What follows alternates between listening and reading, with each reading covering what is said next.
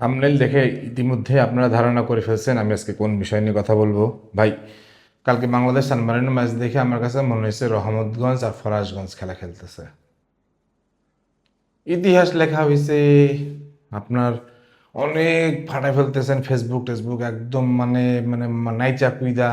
হ্যাঁ, ইভেন আমি তো দেখলাম যে আমাদের অনেক খেলোয়াড় হচ্ছে ড্রেসিং রুমে এমন ছবি শেয়ার করছে যে আর্জেন্টিনা বিশ্বকাপ পাওয়ার পরে ওরকম ছবি শেয়ার করছিল। ভাই, আপনার র্যাঙ্কিংয়ের 30 ধাপ নিচের দলের সাথে আপনি জিতছেন, সে ইউরোপে যেতেন আর দক্ষিণ আমেরিকায় জিতেন, তার সাথে জিতছেন, আপনি সেটা সেলিব্রেট করতেছেন। Shame, shame, just shame. আমার তো মনে হয় যে এর চেয়ে কাবরেরার অধীনে আমাদের অ্যাটাকিং ফুটবলটা ভালো হইতো, সিঙ্ক্রোনাইজেশনটা ভালো হইতো। কারা কারা আমার সাথে একমত একটু কাইন্ডলি জানাবেন যে কাবরেরার অধীনে আমরা দুর্দান্ত অ্যাটাকিং ফুটবল খেলতে শিখছিলাম। কারা কারা একমত কমেন্ট সেকশনে জানাবেন। ভাই, ইতিহাসের কথা যদি বলেন, একটা লোক 1 মিনিটে 43টা পাদ মারতে পারে, এটা তো একটা ইতিহাস।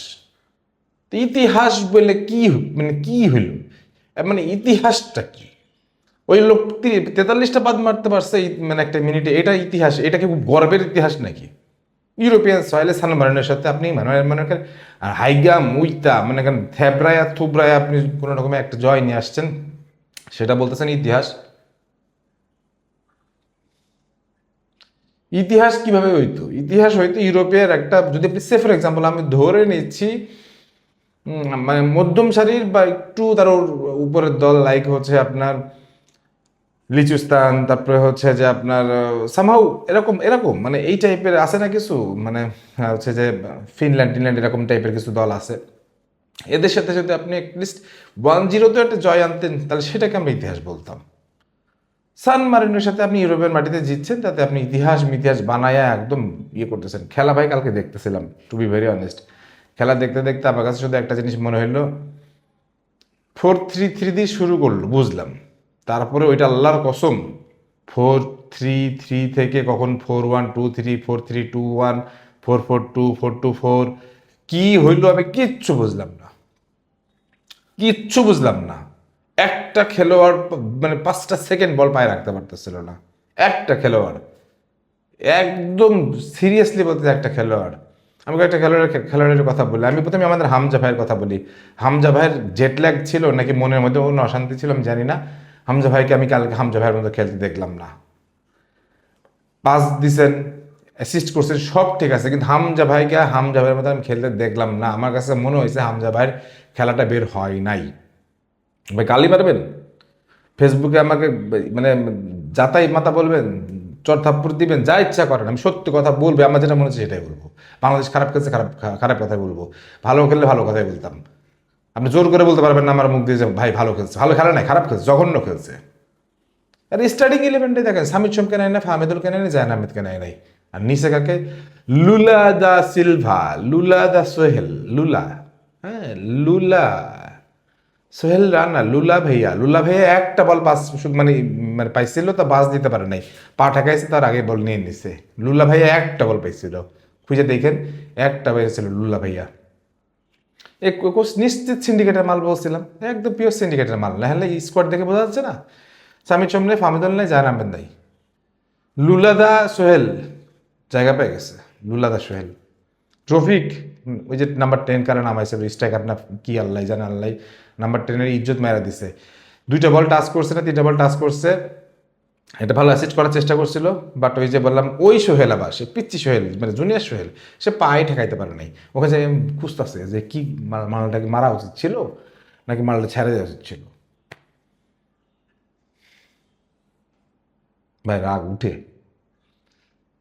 বড় হওয়ার স্বপ্ন দেখতেছি, ভালো কোচ আনার স্বপ্ন দেখতেছিলাম, সেটা তো নাই চুইতে দিয়েছেন আপনারা। তারপর এখন এই কোচ যে এই ধরনের খেলা খেলায়, আমি তখন শিওর হয়ে গেছি যে এটা তো পিওর সিন্ডিকেটের মাল, জটের মাল এটা।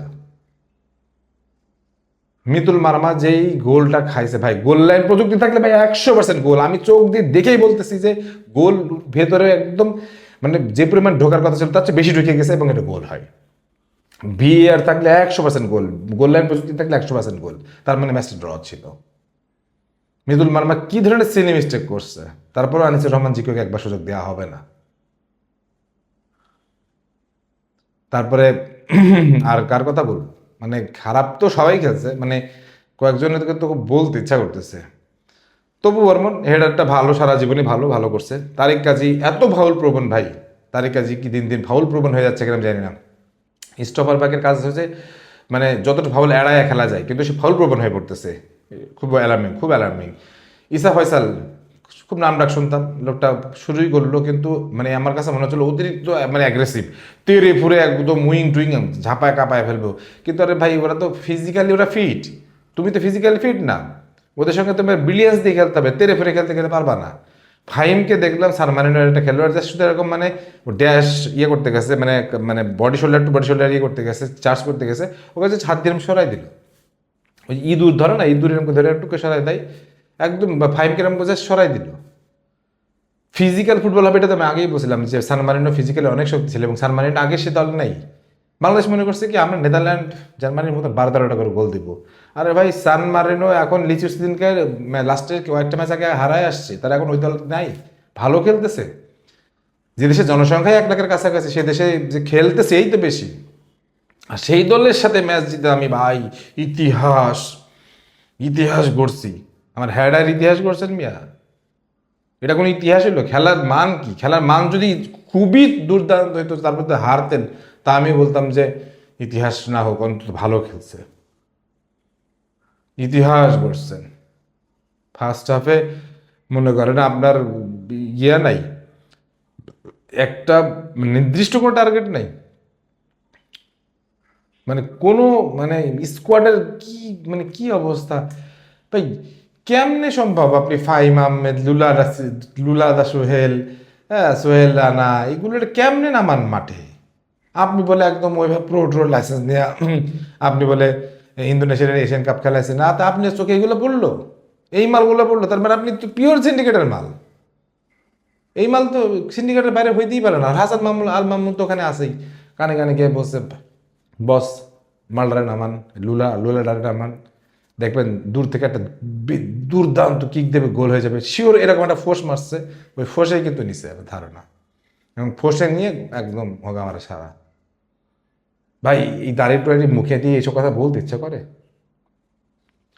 বিশ্বাস করেন আমার এই খেলা দেখার সময় মনে হচ্ছিল রহমতগঞ্জ আর ফরাসগঞ্জ, কোনো জায়গায় কোনো খেলা ছিল না, কোনো সিঙ্ক নেই, কোনো বিল্ড আপ প্লেয়ার নেই, কোনো 5টা সেকেন্ড বল পায়ে রাখতে পারতেছে না, পজিশন হারা ফেলতেছে বারবার, কোন থেকে কোন ফরমেশনে চলে যাচ্ছে কিচ্ছু বোঝা যাচ্ছে না।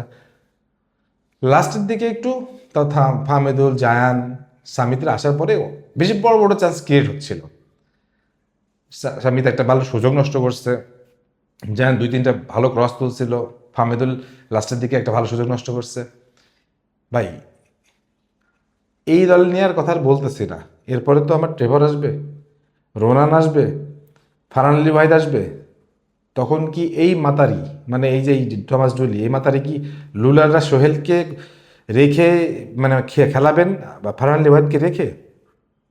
সামিদ সোমকে যদি পারে তাহলে তো ফারহান আলী ওয়াহিদকেও পারবেন, কারণ সামিদ সোম তো হচ্ছে লুলাদা সোহেলের 300 গুণ উন্নত, আর ফারহান আলী ওয়াহিদ হচ্ছে সামিদ সোমের আবার 200 গুণ উন্নত।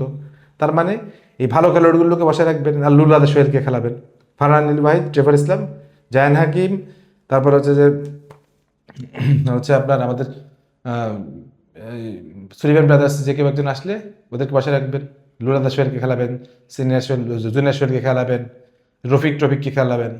ভাই আমি বলতেছি না বাংলাদেশের খেলাটা বাদ দেন, কিন্তু এইরকম ল্যাংড়া লুলা অন্তত বাদ দেন, বাল এই ল্যাংড়া লুলা অন্তত বাদ দেন। বাংলাদেশ বিদেশে মানে ইতিহাস করতে গেছে, খেলা খেলতেছে Rahmatganj versus Farashganj, 3rd class, অতিরিক্ত আবেগে ভিগে ফেলছে, মানে 12-13টা গোল দিব, মানে সেটা দিবা তোমরা, ফালতু কোথাকার। আর কিছু বললাম না ভাই, যা বলার আপনারা কমেন্টে বলে দেন, আজকে আর ভালো লাগছে না। আল্লাহ হাফেজ।